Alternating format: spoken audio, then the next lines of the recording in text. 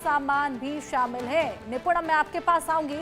जिस तरीके से अमेरिका की सख्ती के बाद ये ऐलान किया गया है, आपसे इसको लेकर सवाल लूंगी, लेकिन उससे पहले आपको ये भी बता दें कि किस तरीके से अब जेलेंस्की की टेंशनें बढ़ गई हैं। जेलेंस्की की जो टेंशन बढ़ी है, आपको बताएं कि ट्रंप के ऑर्डर के बाद से पोलैंड से कीव पहुंचने वाले हथियार तक को रोक दिया गया है। यूक्रेन को सभी जो सख्ती है, जो रास्ते हैं, उससे होने वाले हथियारों की सप्लाई भी रोकी गई है। और साथ ही आपको बताएं कि समंदर आसमान से भी यूक्रेन को हथियारों की सप्लाई को रोक दिया गया है।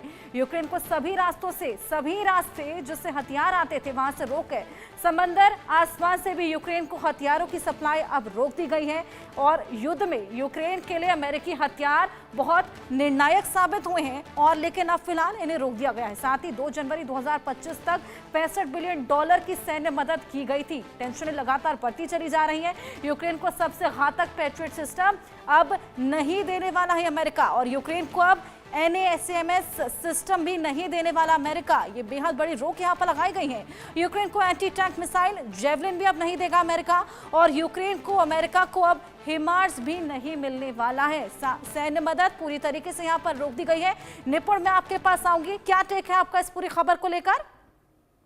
देखिए, मैं ये कहूंगा कि जेलेंस्की ने जो पहली मुलाकात की थी, जो जिसकी तस्वीरें वीडियो हमारे सामने आई, उसमें देखिए क्या था कि आप एक तो अमेरिका से मदद ले रहे हैं और आप उनके सामने क्या आप ऐड के दिखा रहे हैं, उनके सामने आप क्या क्या एटीट्यूड आप ऐसा कर रहे हैं। एक तो आपको डिप्लोमेटिक एक तरीका आप नहीं जानते हैं, और मुझे पहले से अंदाजा था कि अमेरिका जैसे ही मदद रोकेगा, तो अमेरिका के मदद रोकते ही ऑटोमेटिकली, देखिए यूरोप की अगर हम बात करें, पूरी नाटो की बात करें, तो नाटो की 20 लाख की सेना है, जिसमें अकेले अमेरिका की 13 लाख है, 7 लाख बढ़ती है आपकी यूरोप की।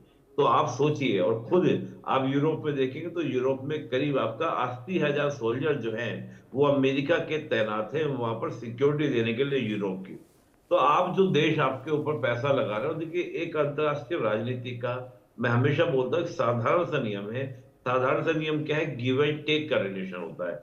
अगर अमेरिका आपको 350 बिलियन दे रहा है, तो बदले में अमेरिका मांगेगा। ये कोई यहाँ पे कोई वो कहता है कि भाई कोई दान पुण्य कार्य थोड़ी ना हो रहा है कि अमेरिका ने कहा लो यूक्रेन जी ले जाओ ना, जी ले, तुम जिंदगी जी ले और जाके तू लड़ ले, ऐसा थोड़ी ना होता है। तो ये कहीं ना कहीं जो जेलेंस्की ने जो बेसिक फंडामेंटल थे इंटरनेशनल पॉलिटिक्स के, उनको स्टडी करे बगैर उस तरह का रवैया किया।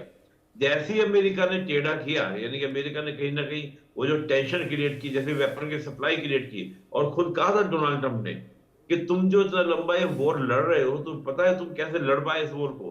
तो जेलेंस्की ने कहा हम we are the warrior, we are the warrior fighter. Fighter नहीं भैया, तुमको हम वेपन दे रहे हैं, तुम सप्लाई कर रहे हैं, हथियार दे रहे हैं, उस वजह से तुम फाइट कर पा रहे हो, और दैट इज द रियलिटी।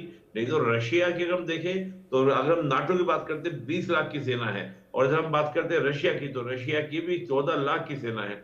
आप सोचिए रशिया अकेला, और इधर नाटो की 20 लाख, तो यूक्रेन कहां टिक पाएगा सामने?